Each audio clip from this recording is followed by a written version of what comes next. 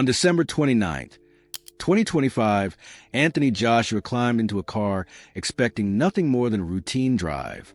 Minutes later, twisted metal, shattered glass, and silence filled the Lagos, the Badon Expressway. Joshua survived. Two men did not. At first, authorities called it a tragic accident. But as weeks passed, disturbing details emerged that raised a terrifying possibility. What if this crash was never meant to be survived at all? The night of the crash. The crash occurred late at night on the Lagos-Ibadan Expressway when the Lexus SUV carrying Anthony Joshua and his companions slammed into a stationary truck parked along the roadside. The collision was catastrophic. The front of the vehicle was completely destroyed, while the rear remained largely intact. Local residents rushed to the scene and helped rescue Joshua, who sustained only minor injuries. Tragically, his two friends, Sinagami and Latif Idel, were pronounced dead at the scene. The contrast between Joshua's survival and their deaths immediately raised questions among witnesses and locals. In the days following the crash, Nigerian authorities announced that the driver would face multiple charges.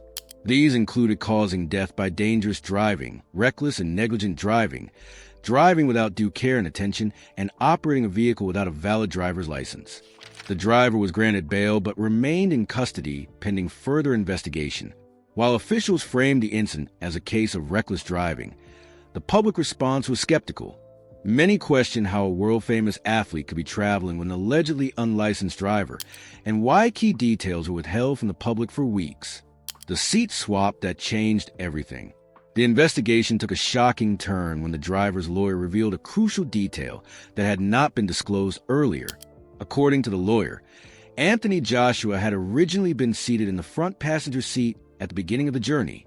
Shortly before the crash, the driver asked Joshua to move to the back seat because his size obstructed the view of the wing mirror. Joshua complied and swapped seats with Latif Idel. Moments later, the crash occurred. The front of the vehicle absorbed the full force of the impact, while the back seat remained relatively untouched. Many observers believe that simple seat swap saved Joshua's life. The driver later claimed that the vehicle's brakes failed just moments before the collision. According to his statement, he pressed the brake pedal repeatedly but received no response.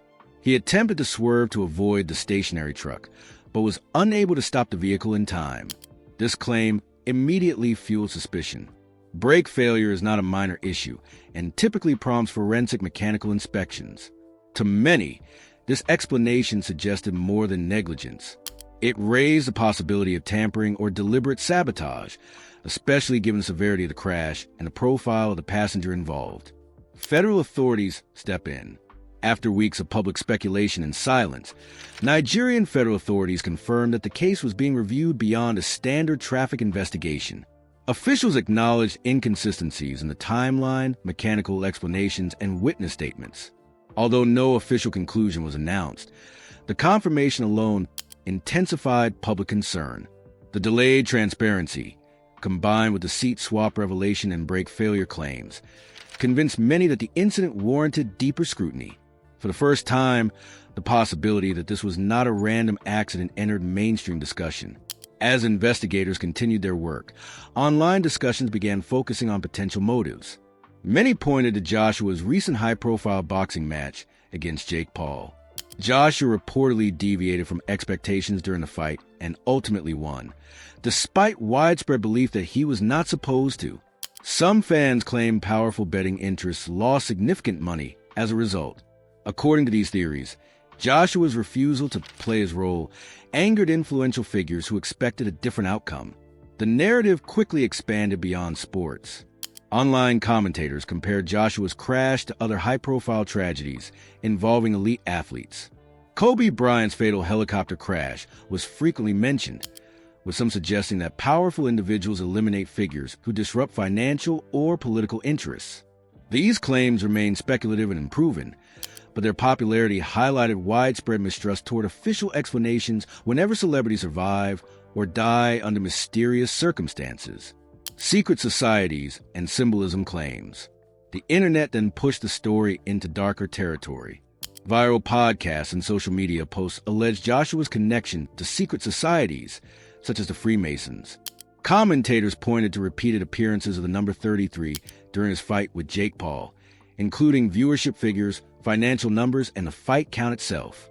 While no evidence confirms these connections, the theories gained traction among audiences already convinced that the crash was intentional rather than accidental. The driver's family pushes back. Further controversy emerged when the driver's family spoke publicly. His 19-year-old son defended his father, stating that he had worked as Anthony Joshua's personal driver for 3 years without incident. According to him, his father was not a reckless driver and consistently followed speed limits. He argued that if speeding were truly the issue, Joshua would not have trusted him for so long. He insisted the brakes failed and suggested authorities were using overspeeding as a convenient explanation to avoid deeper investigation. Throughout the controversy, Anthony Joshua has largely remained silent. Regardless of whether the crash was an accident or something more sinister, the psychological impact cannot be ignored. Survivors of fatal accidents often struggle with guilt, trauma, and lingering fear. Joshua survived while 2 close friends lost their lives. That reality alone is enough to haunt someone indefinitely. His silence may reflect grief, caution, or an understanding that speaking too soon could complicate ongoing investigations. What is known and what remains unanswered? As of now, no authority has officially confirmed that the crash was an assassination attempt. However, critical questions remain unresolved. Why was the truck stationary on the roadside? Why did the brakes allegedly fail at that exact moment? Why was the seat swap not disclosed immediately? And why did federal authorities take weeks to address public concerns? These unanswered questions allow speculation to thrive and ensure the story refuses to fade, a case that refuses to end. This incident remains one of the most disturbing moments in modern sports history. Whether coincidence, negligence, or something darker, the facts reveal how narrowly Anthony Joshua escaped death. As investigations continue, new information may eventually clarify what truly happened that night. Until then, the crash stands as a chilling reminder that fame, power, and danger often exist uncomfortably close together. Anthony Joshua walked away from a crash that many believe he was never meant to survive. But the truth behind that night remains buried in unanswered questions. What do you think really happened? Share your thoughts below, and don't forget to like, subscribe, and turn on notifications for more stories that challenge the official narrative.